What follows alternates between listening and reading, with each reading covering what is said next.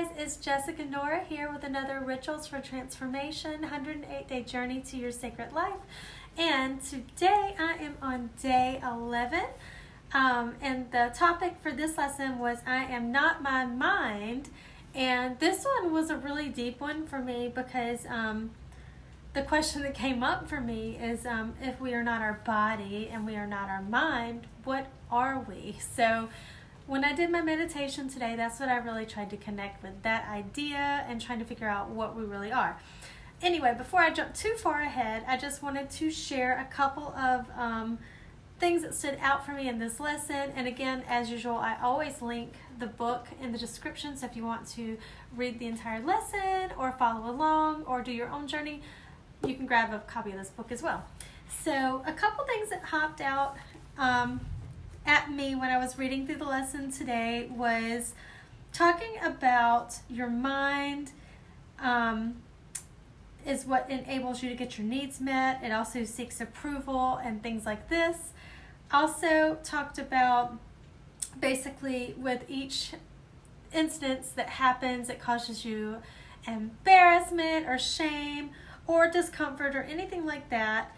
You basically start to depend on your mind to be your guidance. So you always think through the next situation or scenario to sort of guide you on what you should do in that situation because of past experiences you may have had.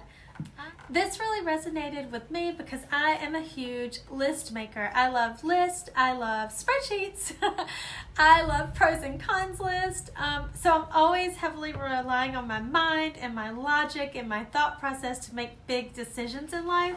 So this for me was an eye-opening lesson because of that.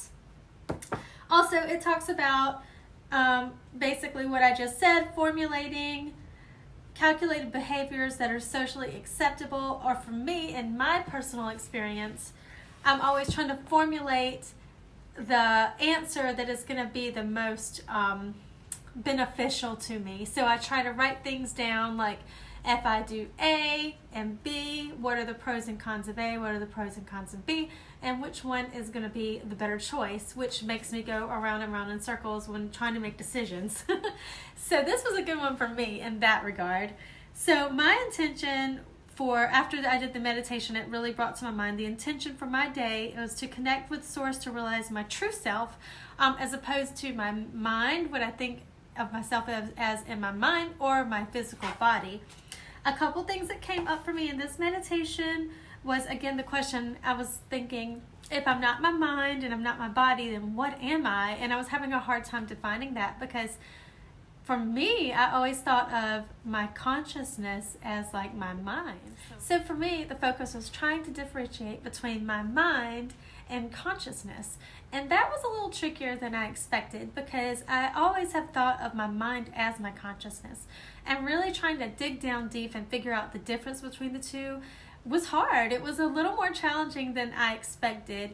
But when I really focused on clearing out my mind and just focusing on what was there when my mind was clear, something pretty amazing happened. I felt an overwhelming feeling of love. And I'm not sure if that's what we really are, if that's deep down in the core, all we are is love and consciousness. I don't know, I sound like a hippie right now, but for me, that's what I felt when I tried to just break down what am I if I'm not my mind and I'm not my body. I felt a great surge of love and it was overwhelming. And of course, I had a little tears as usual. You know me, I'm a crybaby. So that was a beautiful moment. And then also when that happened, I also saw these bright flashes of light, almost reminding me of lightning flashes, but they were all connected like veins. So that was really neat.